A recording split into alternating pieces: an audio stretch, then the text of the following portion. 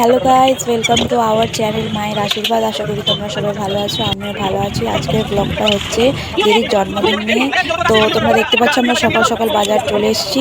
বাজারে গিয়ে মাছ কিনলাম, তারপর আরও সবজি বাজার করলাম। তারপর বাড়ি এসে পনিরগুলোকে পিস পিস করে কাটার পর দিদি স্নান করে পুজো করতে চলে গেল মন্দিরে। তো বন্ধুরা, প্রচুর গরম পড়েছে, এই গরমে রান্না করা মানে বিশাল ব্যাপার। তারপর পুজো শেষ হওয়ার পর তোমরা দেখতেই পাচ্ছ যেরকম রান্না হয়েছে, মেনুগুলো খুব সুন্দর লাগছে দেখে। দেখতে যখন সুন্দর হয়েছে খেতেও ভালোই হবে। তো তারপর আমরা বিকেলের দিকে কেকের দোকান চলে গেলাম। তো অনেক রকমের কেক ছিল বন্ধুরা, ভেবে পাচ্ছিলাম না যে কোন কেকটা নিব। তো তারপর আমরা ফাইনালি চকলেট কেকটাই বেছে নিলাম। তারপর কেকের উপর দিদির নাম লিখিয়ে দিলাম, পল্লবী বোস। বোসটা লেখাইনি, জাস্ট পল্লবীটা লিখিয়েছি। আরও অনেক কিছু কিনলাম যেগুলো বার্থডেতে লাগে আর কি।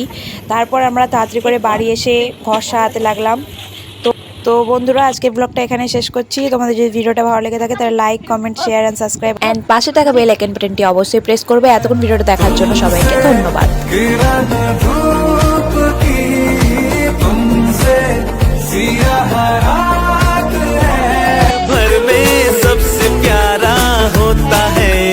दिन 100 दुआएं दे रहा दिल तुमको आज के दिन। I wish you